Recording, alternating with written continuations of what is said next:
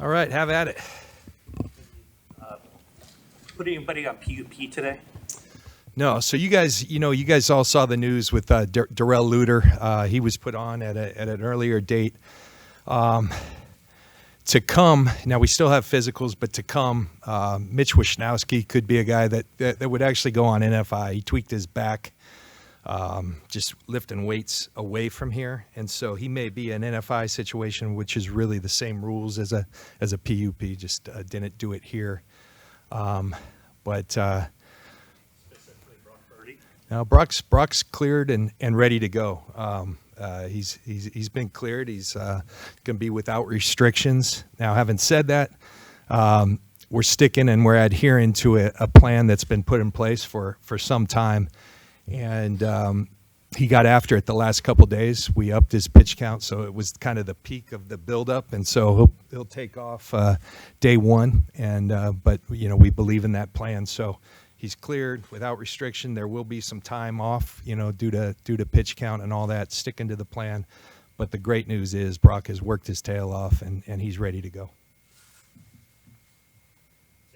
He will be Kyle, will he be the quarterback who takes the first reps with this team? Will he be running with the first team offense? He will when he's out there. The throwing plan's a little different. We're never going to have him go 3 days in a row. And so like today he threw, just with his schedule from the weekend and everything. So today he threw, so tomorrow he won't practice. So the other guys will do the same thing as OTAs. They'll both go with the ones. And then Brock will have practices 2 and 3 to go. Then he'll take the next one off. So keep going that way. The time frame that was cited was 3 months, a 3-month ramp-up program. It's been 2 months since he started throwing. Yeah. I mean, obviously, but is it safe to say that he's ahead of schedule? Dr. Meister, everybody had always said, now remember, we're speaking in timelines. These are guidelines, but there's markers along the way. He's continued to hit his markers. And to the point where Dr. Meister, Dr. McAdams, they felt comfortable. Our guys felt comfortable. A lot of that's a testament to Brock and his work ethic, some good genes, and I think it's all good news. Frame for when he'll be just full go, 3 days in a row, keep going like normal? Yeah, but I think the goal is a couple weeks from now. I haven't looked that far past. We won't change that till that happens, and as long as it keeps staying on the course, then I'll eventually go all the days. But quarterback tomorrow, will it be like the spring where you'll alternate Sam and Trey with the ones? Most likely. We're going to go through that this afternoon as the coaches, so that is most likely what we're going to do, but hope you guys allow me to change my mind if we do it differently. But we'll make sure it's even for them, whether we split it up that one day or we give one practice and the guy the next one that Brock's not there. Are you guys going 3 days on, 1 day off this year, this summer? Yeah, that was our goal last year too, but the NFL had a mandatory welcome back to NFL practice that was on our 4th day, so we didn't have a choice. So we only did 4 in a row, the first 4, because of that mandatory back to work, I guess, that everyone did. We don't have that this time, so we're able to do 3 the whole time. Where do things stand with that Nick Foles sent his extension? So look, everyone, our first, everybody's reporting today. 12:30 is our first kind of event as a team. That will be our conditioning test, our tempo run, as we call it. And I've seen various players, have not seen Nick, and I would expect he's not here to start off. We're working. We're having really good communication with Brian Aralt. He's got good, competent, and people we have an immense amount of respect for, working for him, and we're working diligently to try to come to an agreement. I think the challenge is you're talking about a real special player. You're talking about one of the better players in the league. You could argue that could simplify things, but I think at times it's just finding that sweet spot and where the right spot. And we're committed to working towards that.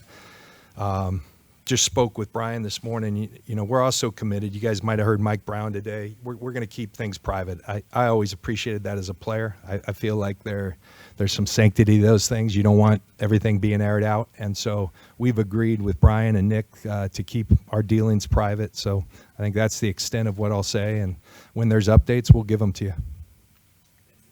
Do you expect him to get on the field and practice with his teammates without a new contract? I wouldn't. That would surprise me.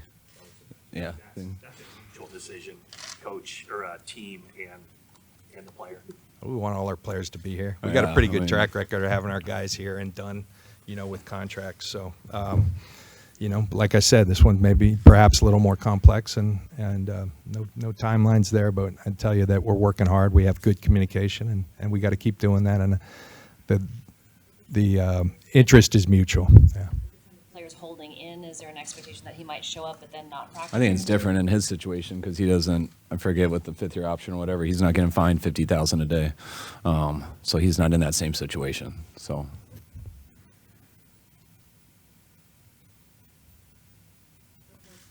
Trey Lance, since he's been back, did you talk to him throughout his work with Jeff Christensen?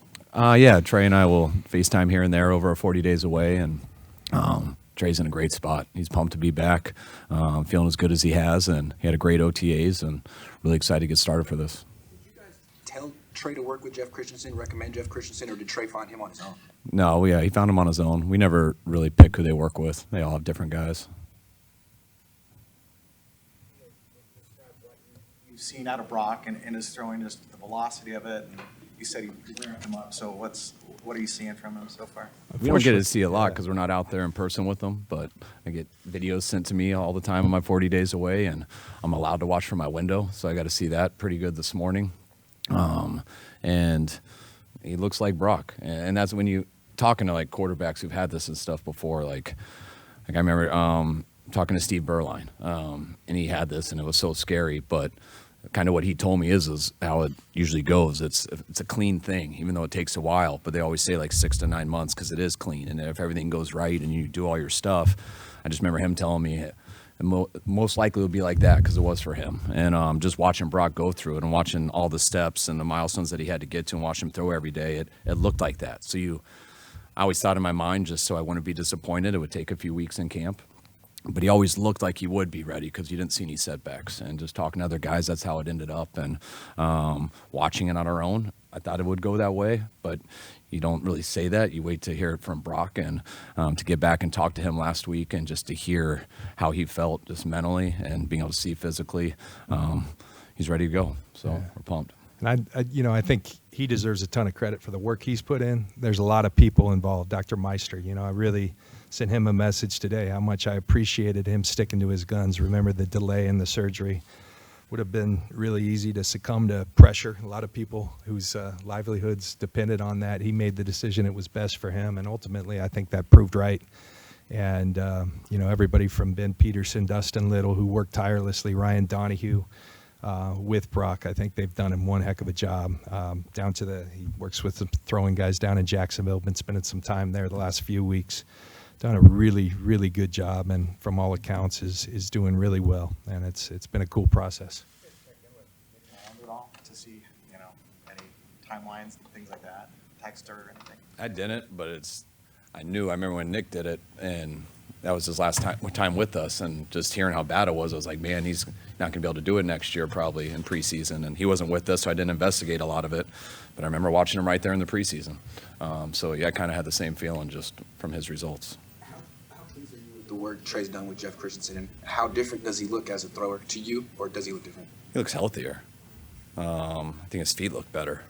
I think sometimes I'm not taking away anything from Jeff. But Trey has put all the work in, and it's awesome that he had a guy that he can do that stuff with. But that's exactly what Brock did. It's what Sam Darnold does. I've never had a quarterback who doesn't do that. They all do that. It's like golf pros. They go to work on things with their swing and stuff like that. And I think the most important time is after the season in that March, April before OTAs. And then it's always extremely important in the 40 days away. Trey's done that the last few years. He just went with a different guy this year. Has Brock lost any velocity on his football that you guys can tell since the surgery? We're watching him from afar. He's easing into it. So we're not asking, we haven't seen his max velocity. I'm not trying to see that yet. It'll be back to how it was. I was hoping for like a rookie of the year type thing. If you've seen a movie when you were younger, like it was just going to come back all of a sudden, like the fastest on the planet. But I think it's going to be the same. We got to see him in person a little bit more out there with players and stuff. And I know the data says no. They had it that they have the GPS wearables these guys all wear these days, and it's good. so close to the last few years. I know there's no way to predict how long a window is open to win a championship, but how much do you guys sense that urgency to get this done with this core of players, and get over the hump and win the whole thing? Every day. I mean, every Yeah, day we feel it. That's our jobs, and we've got a lot of belief in this team. That's why you go get a Javon Hargrave and add him to the mix, even though we've got a lot of highly compensated players, because you've got belief in this group. Without that belief in this group that we currently have, the culture, belief in this guy and his ability to lead this organization, you don't do those things. But we have that much belief. That's what we're here for, and now we got to go do it. Kyle talks a lot. His dad used to talk a lot when I played for him. All you want in this league is a chance, and not everybody has that chance. We're a team that has a chance with the way we're constructed, the way we're coached, the character in that locker room, the talent in that locker room. Now it's our players' jobs to take that ownership. It's all of our jobs to give it our best shot. We do have a chance, and I think we have a really good one. I like this group as it's constructed, and there's a lot to like. Now we got to go do it. I feel the same. I mean, it's one of the reasons we came here. When we talked to Jed and everything, just the commitment he wanted to have, and what we used as a first-class organization, which is just to do everything the right way and every year to try to give yourself a chance. And it's hard to do that in this league. We felt, the first 2 years we were here, we worked really hard to get there, and I thought we did. And really since year 3, I felt we've been in that position every year, and we feel no different this year. Usually by this time of the year, going into a camp, especially after putting everything together off season, you always feel the best you felt compared to other years in the past. But that's what our goal is to be, and that's what our goal is to be next year too, and to keep doing that. But all we have is a chance, and not everyone does. And now it's what do we do with that, and that has to do with what we do going forward. How hard do we work? How hard do these guys work when they're away, which allows them to, us to get better in this month? How good are we in week 1, and how good are we in week 17? And what do you do in those 3 or 2 playoff games? So there's a lot that goes into it, and we like where we're at right now, but now it's time to start. We talked to Debo the last minicamp. He was pretty harsh in his self-assessment on how he played last year. I think he said it was awful. And he said he'd sat down and watched film with you, and that was part of the reason that he came to that decision in terms of his own self-criticism. I'm curious how you look back at his season, and was he a disappointment last year at all, or is he just being self-critical, or how would you describe that? I don't think Debo had to be that harsh on himself to you guys, but it was cool to watch. Debo's one of the best players in this league, and anytime he doesn't play like one of the best players in this league, everyone's going to be disappointed, including himself, and I think that was the case. It's a fine line to say that he was awful just because he wasn't one of the best players in the league. I think he was disappointed. I think he can get back to playing a little bit more like he did in 21. I think he took one small step back, but that doesn't mean he can take 2 steps forward. And where Debo was at, I think the last time you guys saw him showed that his mind was right to get back to that spot. And that's what's been real cool with him in these 40 days away. Just seeing him yesterday for the first time. Never had a grown man send me so many pictures with his shirt off, but it looks good. And I can tell he's put the work in. So I know you guys heard him that day. That's the last time I really heard him. But I see better than I hear, and Debo's in a really good spot, and I'm really excited for Debo this year. John, we spoke about Trent Williams on the exit interviews last season, and about that quote he had, considering retirement at some point. How was the offseason for him? What were those conversations like for you both with Trent? He's never told us that, so and I'm glad. Trent's man, he's still playing at such a high level. He's a special player. I mean, he's a rare. I think I've played with some greats, but you think of the the Saps, the Derek Brooks. I mean, Trent is in that ilk, and he's a special human being, special athlete, and he's always ready. And provided he's having fun, and I think provided he believes that we have a chance to go compete, he's still in this thing very much, and we're very grateful for that. He's a pro. He really is. He kind of does it quietly, but his game is not quiet at all. He's a unique athlete, and really over time I've gotten to know him. I think he's a unique person. Got some unique character to him, and so he's the total package. And when you have the total package with a guy that much ability, you got the ability to be special, and that's exactly what he is for us. Just starting this season, but as you look to 2024 and the salary cap commitments that you have, Yeah. is that going to be the most potentially kind of creative financial dance you'll have to do? And does any of that kind of factor into the complexity of Bosa's contract talks? Well, we're always forecasting. You know, I'm blessed to work with some really talented people with Prague and Brian Hampton and their group, and they do a tremendous job of always looking out. That's our jobs, to look out and forecast out 3 years and not just think about this year. And yeah, have we had the pedal down? Sure. And but is it doable? Yeah, we believe, you know, we've budgeted for a lot of things, and we always want to stay aggressive. We want to push the limits, and we have ownership that allows us that opportunity to do it. At some point, you know, there's some realities that have to happen, and that we're no different. Everybody plays under the same system, so that's our challenge. 24, there will be some challenges, but we've prepared for a lot of that and confident we can make it work and still keep our team very, very competitive. Prague, I know now with the Leeds acquisition, he probably has to be in 2 places at once. So who are the other guys that really deserve kind of a spotlight here? Well, as we, you know, Hamp as we refer to him, Brian Hampton. He's you know, Brian's done a lot here for a lot of years, oftentimes behind the scenes. You know, Prague's group has been a very talented one. Jeff Diamond's another guy. Jeff Wiedemeyer. Those are the names, but they're really good workers, and collectively, you know, we can do it. Prague's going to have some responsibility with Leeds, but he's had that, so not a lot has changed. I guess the enormity of his role maybe, and you know, focus and attention. Prague's a multitasker. He does things well, and you know, we're confident in our ability to handle these things as they come. More clarify just Luter's injury and whether you need to get a replacement for Mitch.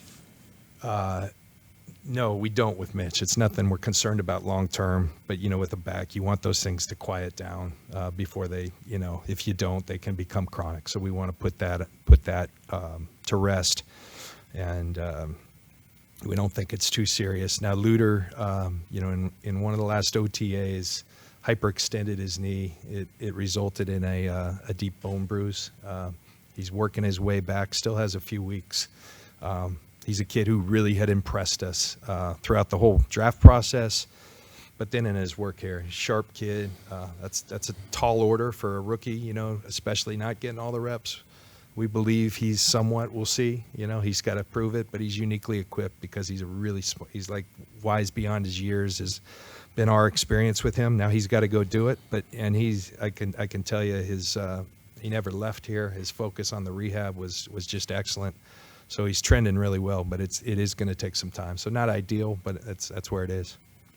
This might not be different than years past, but when you have Brock going to be the number 1, how do you work that backup situation as far as trying to get enough reps for Trey, who got all the reps last year, Trey and Sam Darnold, and then while mixing Brandon Allen in there too? Is it a bigger challenge this year than years past? It is, just because I mean, just there's more musical chairs with just one guy not always there. Going to take some days off. The fact that I was planning, because I was trying to be safe, that we'd have still a couple weeks before Brock came back. So the thought was always that we would just keep it going the same with Trey and Sam.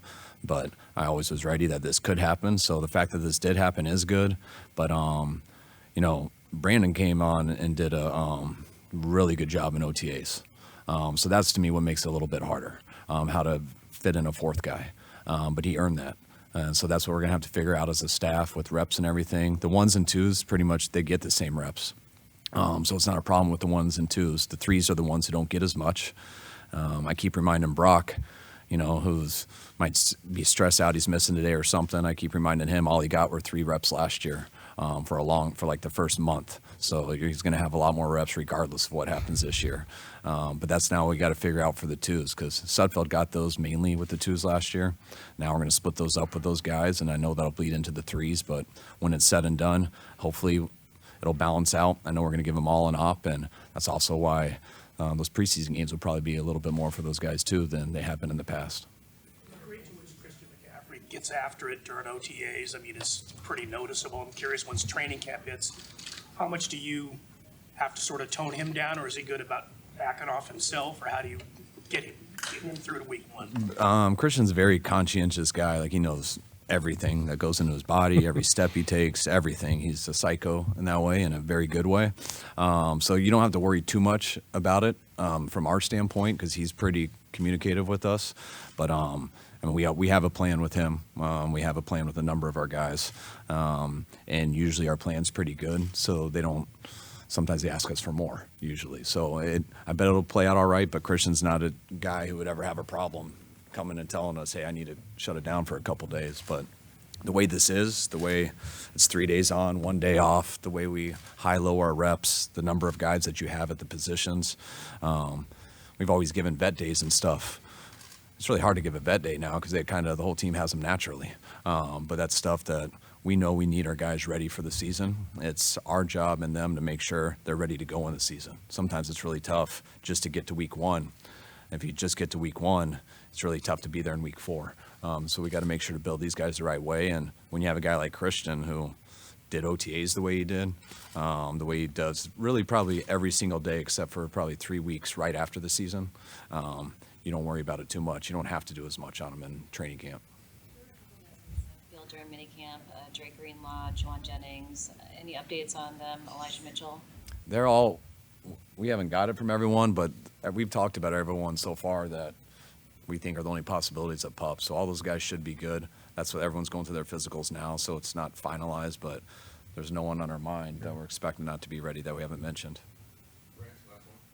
Apologies if this is too touchy-feely, but the last, 3 of the last 4 years, the way the season has ended, you push the boulder almost all the way up the hill and then fell down. I mean, is it something you have to discuss with the team, like some sort of psychological toll, like something, that's kind of looming there that you need to address, or you just dude? I mean, just go to 2 years ago, I'd like to address doing better on 2nd and 1 and 3rd and 1, so we don't give the ball back to the Rams. And then if we do, maybe catch that pick or don't give that whole shot down the middle. The last game, I think we all kind of know how that went. So there's things we got to get better and get to that point at.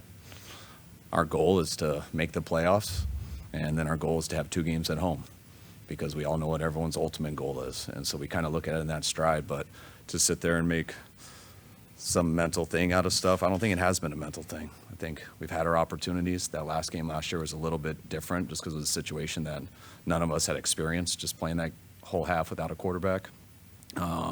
We knew the year before there was things we had to get better to finish. I felt like we did.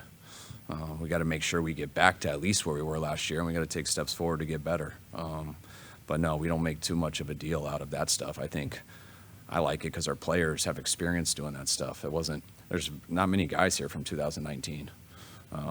We lost a lot of guys here were last year, but there's so many people in our building that have been in an NFC Championship game or a Super Bowl. And once you do that, you know how different the NFL is. I felt bad for guys like Ayuk and stuff who their rookie years were the COVID year. And all they got to see were no fans in the stands, and we didn't have the best record, and we had to live in a hotel for a month, and they don't get the passion quite the same. Almost every guy on our team has felt that passion getting that close, and that's to me what makes the off season so much better. That's why guys work differently and stuff, because when you get close, it usually makes you stronger, I think, if you're willing to go through it again. It's a long road to get there, and that's why you got to do stuff in the right season. But when you get close, you usually get stronger if you can handle it the right way. All right, thank you. All right, thanks, guys.